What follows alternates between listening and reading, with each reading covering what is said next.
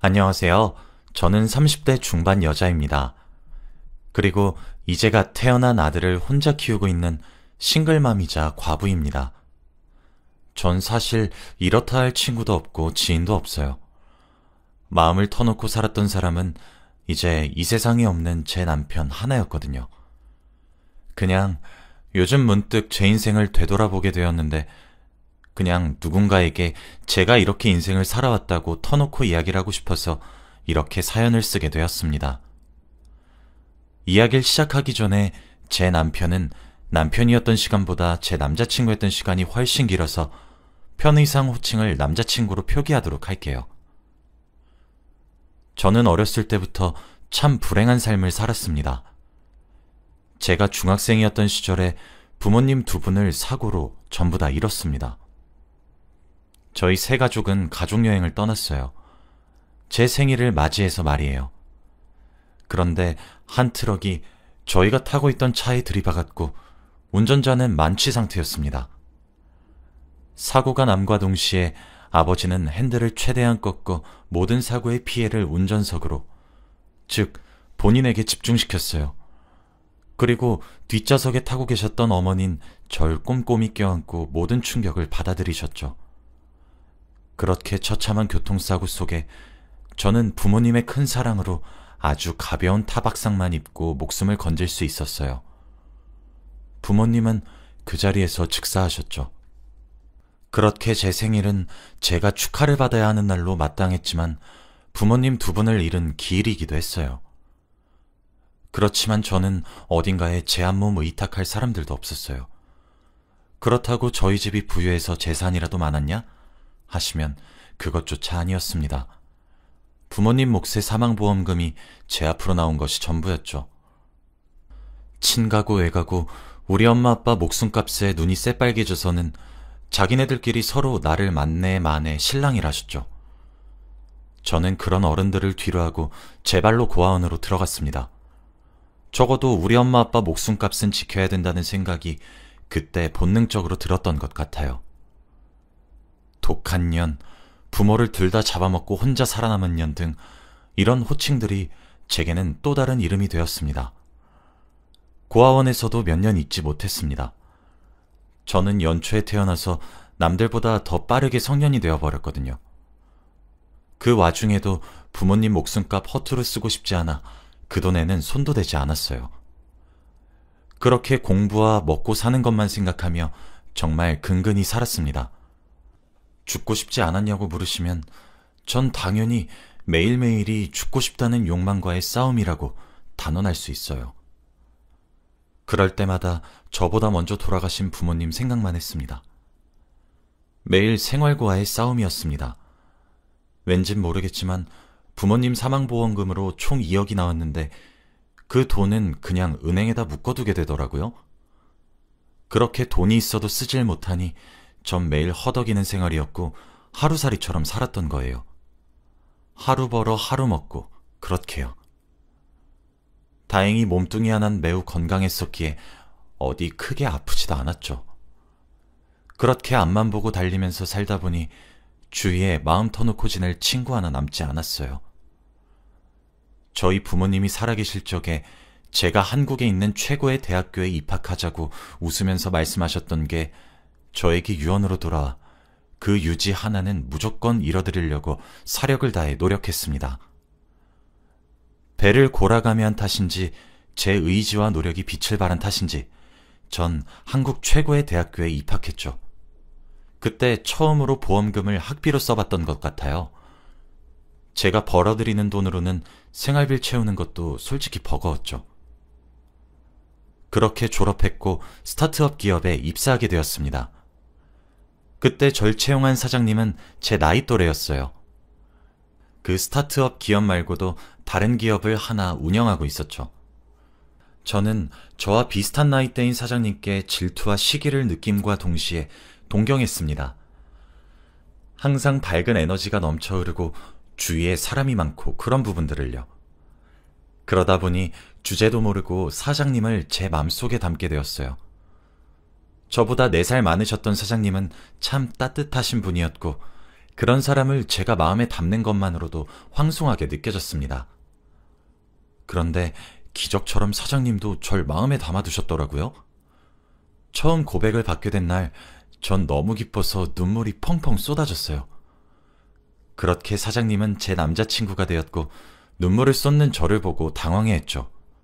놀란 얼굴이 아직도 생각이 나곤 하네요. 저흰 그렇게 회사에는 비밀로 하고 사랑을 키워나갔습니다. 공사를 구분하면서 지냈어요.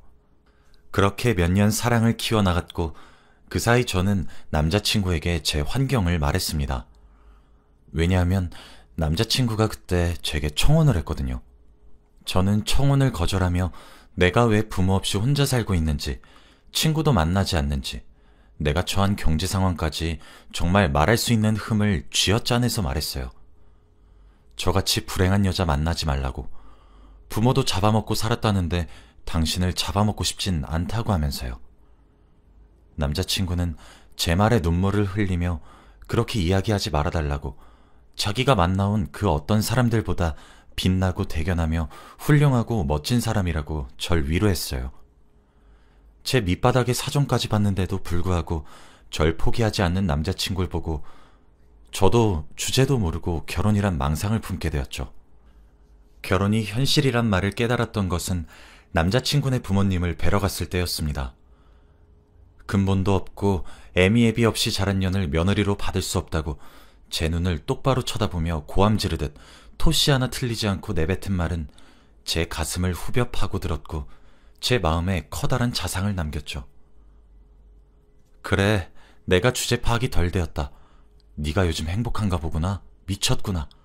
라고 스스로를 다그치며 남자친구를 놓기로 했어요. 남자친구는 절 놓지 않으려고 했지만 이미 제게 자신이 없어진 후였죠. 그런데 제가 자신이 없는 것과 별개로 전 남자친구를 포기하고 싶진 않았어요. 네, 저 참 이기적인 사람이죠. 남자친구의 제안으로 우린 동거를 시작했습니다. 시간을 들여서 남자친구가 부모님을 설득할 테니 믿어달라고 했고 전 믿기로 했어요. 제가 모든 것을 다 포기했는데 부모의 사랑도 친구들의 우정도 다 포기했고 포기를 당했는데 남자친구까지 포기하고 싶진 않더라고요. 저도 인간인데 한 번쯤은 욕심을 부리고 싶었습니다. 그런데 정말 제가 부모를 잡아먹고 살아남은 사람이라 그런 것일까요? 아니면 사람 잡아먹는 년이라는 별명이 굳어져서 이제 정말 제가 그런 사람이 된 것일까요?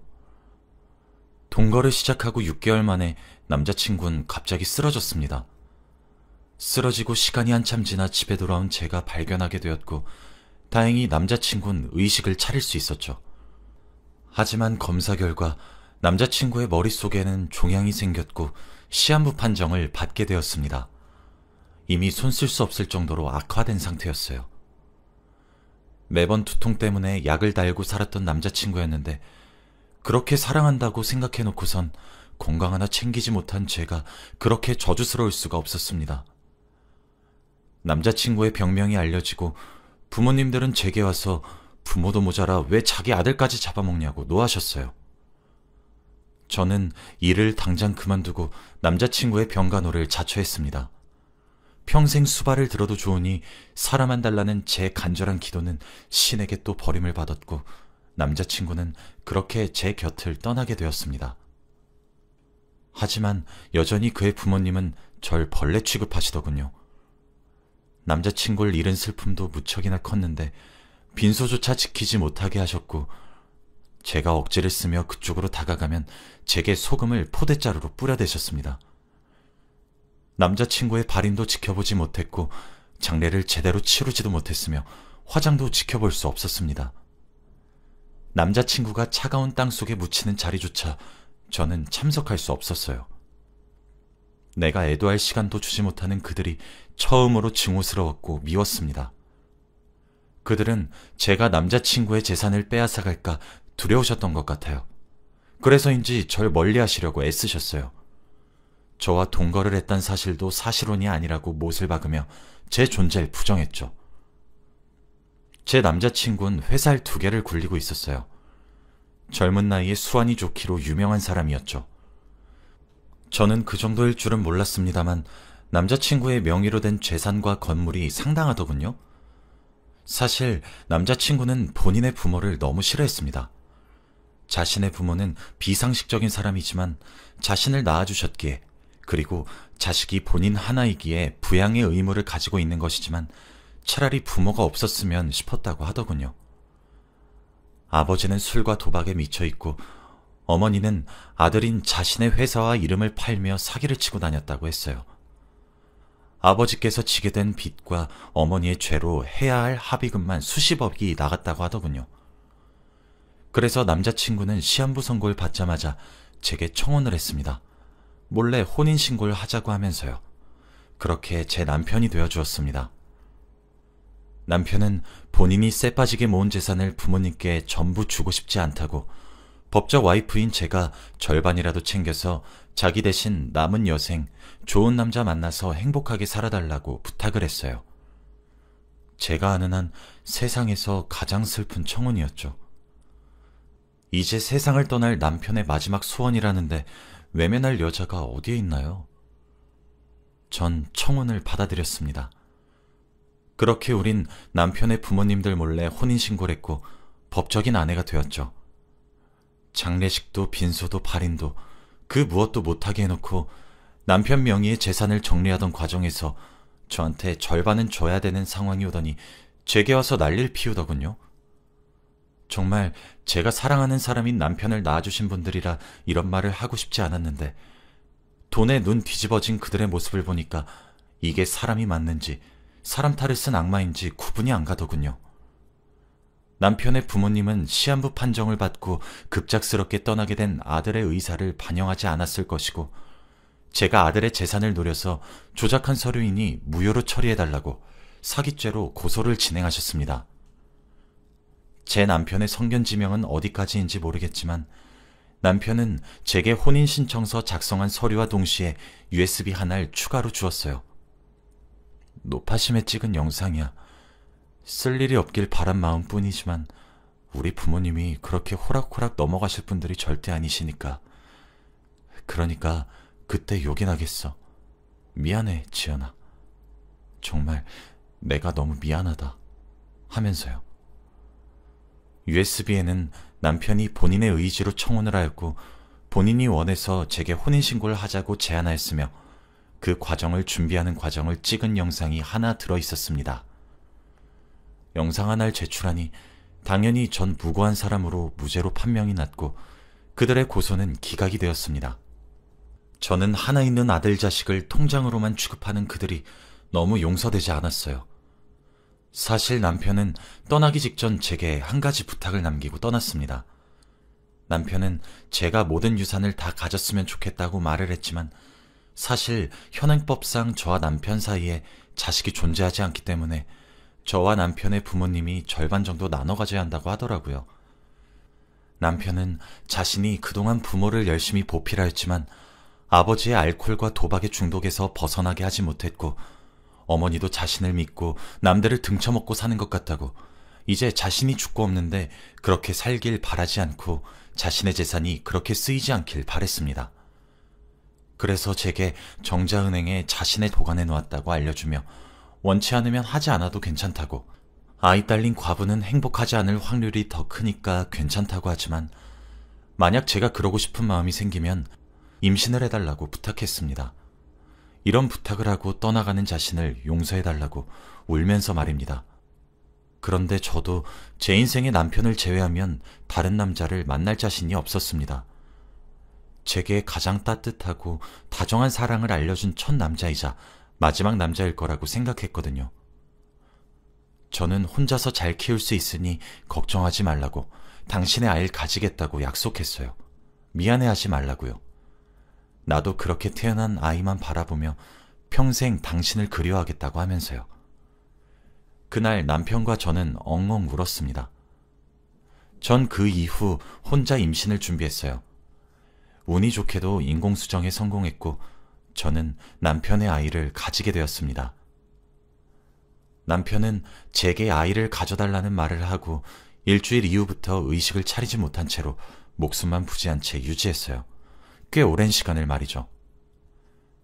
의사 선생님은 마음의 준비를 하라고 얘기해 주셨고, 저는 매일 면회를 가서 이런저런 이야기를 했어요. 그렇게 시간이 지나 인공수정에 성공한 이야기를 하게 된 날이었죠. 귓가에 아이를 예쁘게 잘 키울 테니 꼭 하늘에서 지켜보라고, 내가 많이 사랑하고 있다고, 이제 편히 눈 감아도 된다고, 아무것도 걱정하지 말라고, 잘 할 수 있다고 속삭였습니다. 그리고 거짓말처럼 제 마지막 속삭임을 끝으로 남편은 숨을 거두었습니다. 남편은 시한부 6개월 판정을 받은 것보다 8개월이나 더 살다가 갔어요.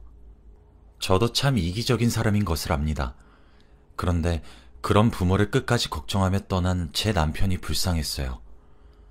내 남편 속을 썩어 문드러지게 만든 두 분이 땅을 치고 깊이 후회하게 만들고 싶었습니다.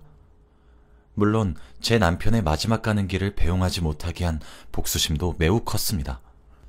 그리고 제 뱃속의 아이는 이렇게 독한 사람이 제 엄마인 것을 아는지 모르는지 자리 잡아 새 생명이 되어가고 있었죠. 법적인 아내가 되어 재산을 절반이나 뺏기는 것도 억울하셨나 보던데, 제가 남편의 아이를 가지게 되니 상속자의 순위는 저와 제 뱃속의 아이로 변경이 되었습니다. 남편의 부모님은 법정소송을 또 진행하셨고, 제가 아이를 출산하자마자 한 일은 남편과 아이의 유전자 검사였습니다. 당연히 제가 낳은 아들은 남편과 친자 관계가 성립한다는 결과를 얻었고, 병원에서도 남편의 자식으로 인정받게 되었고, 남편의 유산은 모두 저와 제 아들이 상속받게 되었습니다. 막상 아들과 제가 상속받게 된 금액을 보니 100억이 조금 넘는 돈이더군요. 100억이라는 돈에 그렇게 눈이 뒤집힌 남편의 부모를 보니 참 저희 부모님의 사망보험금을 노리던 친가와 외가의 어른들과 겹쳐 보여 정말 경멸스러웠습니다. 그렇게 1년에 가까운 긴 기다림 끝에 저는 남편이 남겨준 유산과 아이를 지킬 수 있었습니다. 그 이후 그의 부모가 저희 집을 여러 차례 찾아왔고 돈을 달라고 울면서 비시기도 하셨어요. 그치만 참 제가 남편의 빈소를 지키지 못한 한이 그들을 돕지 말라고 하더군요. 그래도 제가 가장 사랑했고 평생을 잊지 못할 사람을 낳아주신 분들이라 모든 재산을 빼앗지는 못하겠더군요. 저는 그분들이 사시고 있던 제 남편의 명의로 된 집은 팔지도 않았고 계속 거기에 살 수 있게 했고, 두 분 앞으로 5천만 원씩 드리며 더 이상 돈을 요구할 경우 집마저도 팔아버리겠다고 했었거든요. 제 으름장이 통했던 모양인지 그 이후 제 눈앞에 나타나지는 않으십니다. 차후 몸에 병이 나셔서 병원비가 많이 든다거나 하는 굉장히 불가피한 상황을 제외하고는 더 이상의 지원은 하지 않을 생각이고, 아마 그쪽에도 제 의사는 잘 전달이 된 것 같습니다. 더는 저희 집 대문을 무식하게 두드리지 않으시는 걸 보면 말이에요. 저는 그 후 남편에게 받은 유산 중 절반은 난치병 또는 불치병 환자들을 위한 기금으로 기부했습니다. 기부할 때 이름은 제 남편과 제 아들의 이름으로 했어요. 남편에게 받은 막대한 유산을 보면서 저와 제 아들은 이 돈의 절반만 있어도 평생 먹고 살 수 있다고 생각을 하기도 했고, 남편이 손 쓸 수 없는 상태에서 시한부 생활을 하다 세상을 등졌기에 제 남편처럼 이 세상에 많이 있을 난치병 또는 불치병 환자들에게 조금의 도움이라도 줄 수 있었으면 하는 마음이 들었거든요. 남편은 눈을 감을 때까지 제 모든 결정을 존중했고 지지해 주었으니 아마 하늘에서 제게 멋있다고 칭찬 세례를 하고 있을 거라고 저는 감히 예상하고 있습니다. 그리고 저는 현재 아들과 지금까지 아주 잘 살고 있습니다. 경제적으로 풍족해져서 아들에게 해줄 수 있는 것들도 많고 육아를 하는 것도 많은 도움을 받고 있어요. 제가 낳은 아들은 남편의 눈을 정말 쏙 빼닮았습니다. 그래서 남편과 똑같이 눈웃음을 짓고 저에게 옹알이를 건넬 때면 남편이 참 많이 보고 싶고 그립습니다. 그 부분 하나를 제외하고는 모든 것이 순조롭고 평화롭죠. 나중에 제 아들이 1살, 2살 나이를 먹어가며 아빠의 자리에 대한 부재를 느껴 아빠를 찾게 될 때 저는 내 남편이 아주 훌륭한 사람이라 사회에 막대한 돈을 기부했다고 자랑도 할 겁니다. 혼인신고도 하고 1년도 채 되지 않아 남편을 잃고 아이를 혼자 키우는 저지만 그 누구보다 떳떳하게 살고 있고 무척이나 행복합니다. 저에겐 마음을 나눌 가족이자 단 한 명의 친구인 제 아들이 생겼거든요. 여기까지가 제가 하고 싶었던 이야기입니다. 모든 것이 처음인 엄마라 많이 서툴고 어렵지만 그냥 이런 사람이 열심히 살고 있다는 것을 알아주셨으면 좋겠어요. 응원도 받고 싶기도 하네요. 이렇게 익명으로나마 누군가에게 제가 살아온 이야기를 털어놓은 적이 단 한 번도 없는데 이렇게 글로 적어 보내는 것만으로도 많은 묵은 감정들이 해소가 되는 느낌이라 참 색다른 기분인 것 같네요. 지금까지 제 긴 글을 읽어주셔서 정말 감사드리고 여러분들의 오늘도 행복만 가득하시길 바랍니다. 행복하세요.